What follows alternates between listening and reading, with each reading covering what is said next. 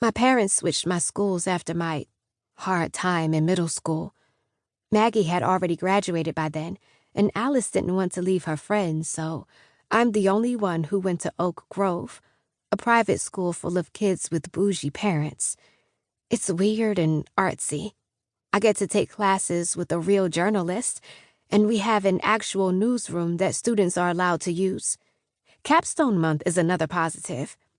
Every senior looks forward to it, because we basically get all of December off.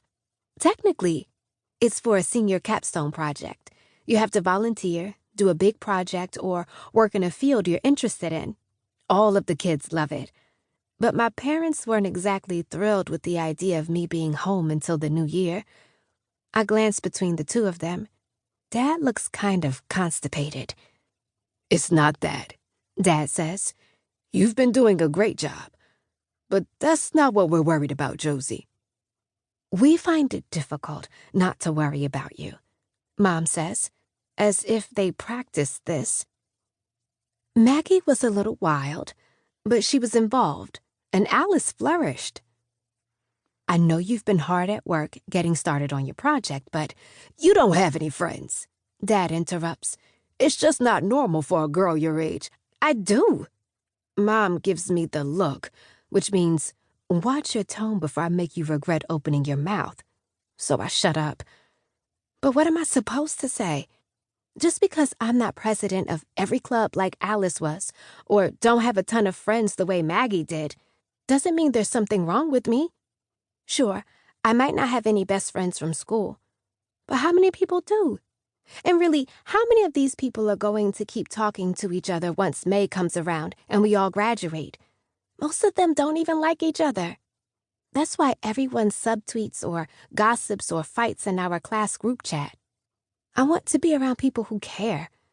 If I can't, I'd rather be alone. "Well," I say, shrugging, "I've been busy with my writing, like I said, and the holiday rush at chorus."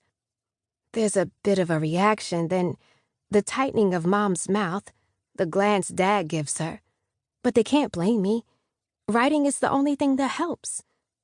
"We're proud of your writing," Dad says, patting my shoulder. "But you can't put all of your eggs in one basket. You need to make some friends." "I have friends," I say, sticking out my hand. "My Twitter mutuals are my friends. Jordan and Sadie are my friends. Monique is my friend." Mom throws back her head and sighs. Dad presses his lips together. "Isn't Monique your editor?" Dad asks. "She doesn't count." "And neither do strangers online," Mom snaps. "You don't know them." "Monique is literally my mentor for my senior project," I say, cocking my head to the side. "Principal O'Connor had to approve of her, remember? She's an actual person, and she's, impressed by me. She only started taking my pieces because she followed me on Twitter. It leads to quality relationships." "That's not what we mean," Mom says. "It's not normal for you to have adults as friends.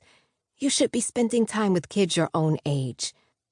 It's impossible to understand my parents. One minute they're talking about college, and the next minute they're telling me I don't fool around enough.